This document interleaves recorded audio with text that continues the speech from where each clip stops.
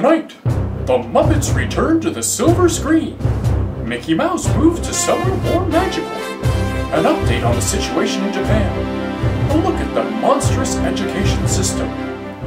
Disney gets Shanghai. Pirates land in Frontierland. A magical shopping experience in Atlanta. Finally, the complete Walt Disney World gets a little more complete. This is DNN.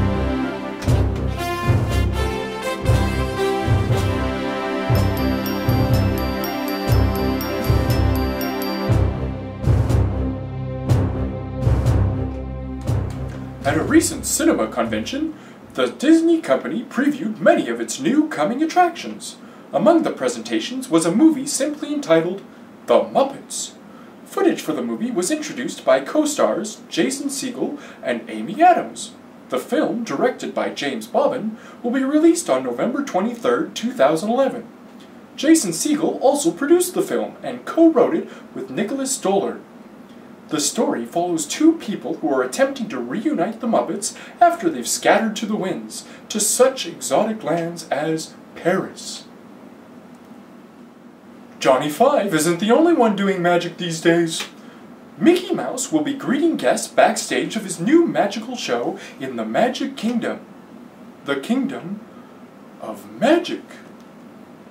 While waiting to meet the mouse, enchanted posters perform various magical tricks for the crowds. But you won't have to wait long. To accommodate the crowds amid a busy rehearsal schedule, guests will be able to receive FastPass tickets with a specific return time, a first for the meet and greet experiences in the park. Hey, maybe Mickey can do some magic to make a certain interview magically reappear. What do you think, Johnny?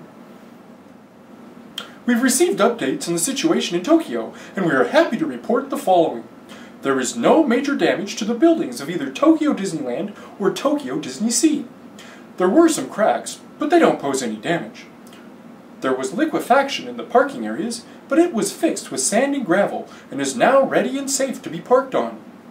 The parks are ready for opening at any time, although an exact date has not yet been announced.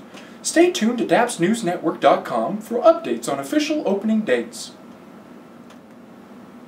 In today's economy, it is very difficult to get a corporate job without a solid education, which begs the question, what sort of education is given to monsters who aspire to work for Monsters Incorporated, a company that was first introduced to us in 2001 in the Pixar movie of the same name? Pixar will seek to answer this question in Monsters University, a prequel that is scheduled to release in 2012. While the details are still under wraps, some familiar voices are expected to be back, including noted scare engineers James P. Sullivan, Mike Wazowski, and Randall Boggs. The Walt Disney Company has scheduled an official groundbreaking on April 8, 2011, on the construction of the new Shanghai Disney Park. This is the beginning of a project that is expected to take up to 5 years to complete, including negotiations with local governments. This is to be one part of a new tourist area that is being developed in Shanghai. This includes hotels, car parks, and a brand new stretch of subway line to help guests get to the new park. All in all, the estimated costs are nearly $4 billion. Stay tuned to the DAPS News Network for continuing coverage of this project. On May 20th, Captain Jack Sparrow will sail again with the 4th installment of Pirates of the Caribbean on Stranger Tides. But surely, the strangest tides these pirates have ever sailed in is Frontierland? Yes, a ragtag scurvy crew of pirates has set up shop at Disneyland's Festival Arena, whisking guests on deck for an immersive experience, including a sneak peek at scenes from the movie. And it's all in 3D. Cool, huh? Mr. Daps is on the scene with a quick look at what's going on. Mr. Daps? Thanks, Egon. I'm here in Frontierland in front of a new pirate exhibit where you can see Pirates of the Caribbean preview for On Stranger Tides. And it's about a 20-minute preview that involves some acting and also a 3D show, and you can catch it here in Frontierland at Big Thunder Ranch. So make your way over here and check it out. Back to you, Egon. Thank you, Mr. Daps. What do you think of movie previews as theme park attractions? Let us know on our poll at dapsnewsnetwork.com. There's a new Disney store in Atlanta, Georgia, one of a new breed of interactive shopping experiences. From a princess castle complete with magic mirror to an in-house theater playing the latest in Disney entertainment, you can distract your kids just long enough to get out without buying an extra Hannah Montana action figure. Maybe. This is an effort to bring magic into the Disney stores, to create a shopping destination in keeping with the company's high standards of quality. A few more of these newly envisioned stores can be seen elsewhere, and there are plans to open more around the world throughout 2011.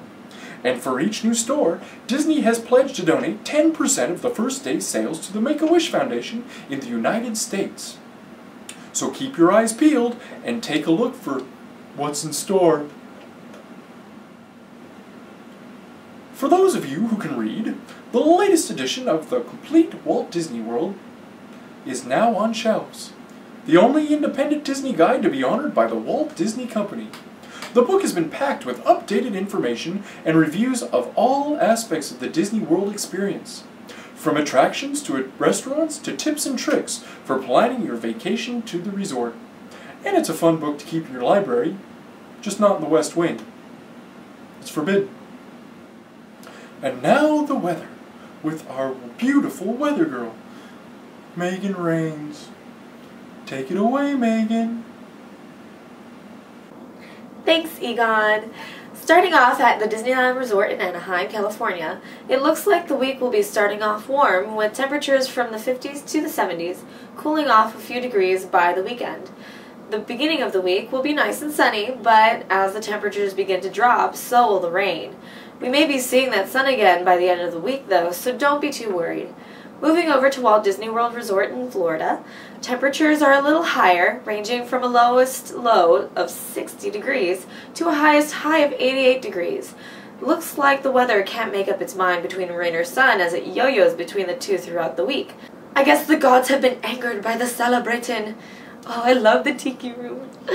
Just to be safe, bring an umbrella and some sunscreen. Bobbing along to the Disneyland Paris Resort, we're looking at temperatures as low as 6 degrees Celsius with highs around 18 degrees, climbing to 23 degrees midweek. There will be plenty of clouds hanging in the sky, but me buckles, every cloud has a silver lining. Eee! And sun will be peeking out throughout the week. Trekking over to Hong Kong Disneyland, temperatures will be staying pretty consistently between 19 and 22 degrees Celsius. We're also looking at the midweek sun, covered up by some clouds throughout the week, with some scattered showers heading in on Sunday. Finally, at the Tokyo Disneyland Resort, temperatures begin in the range of 6 to 13 degrees Celsius, rising to 11 to 18 degrees by Sunday. The week starts out sunny with those old familiar rain clouds rolling in by the weekend. If you're returning to the parks, be ready for the rain. I'm Megan Rains, and that's the weather. Back to you, Egon. Thanks, Megan. Such a sunny personality, as usual. Finally, the results are in from last week's poll. It seems that 40% of our viewers would rather have a grad night in the park, while 30% would prefer a discounted ticket. The other 30% just plain didn't care, but still cared enough to vote, and for that, we thank you.